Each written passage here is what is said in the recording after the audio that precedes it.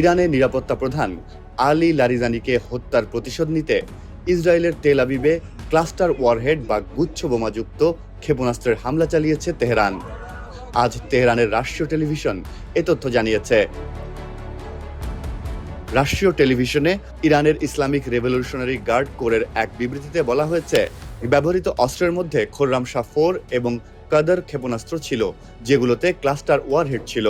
প্রতিটি ক্ষেপণাস্ত্র মধ্য আকাশে বিভক্ত হয়ে বহু ছোট বিস্ফোরক ছড়িয়ে দেয়।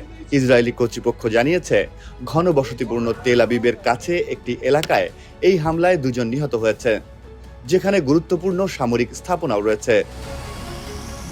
ইরান বলছে, ইসরায়েলের গোয়েন্দা সংস্থা মোসাদের জন্য গুপ্তচর বৃত্তি করায় কুরোশ কেইভান নামে এক ব্যক্তির মৃত্যুদণ্ড কার্যকর হয়েছে।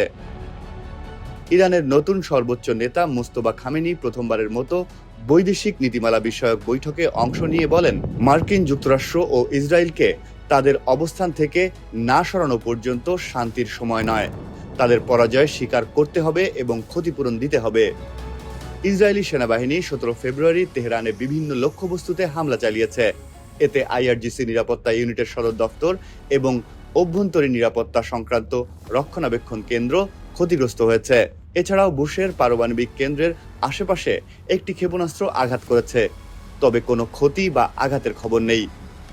আইআইএ প্রধান রাফায়েল গ্রোসি পারমাণবিক দুর্ঘটনার ঝুঁকি এড়াতে সংঘাতের সময় সর্বোচ্চ সংযম প্রদর্শনের আহ্বান জানিয়েছেন।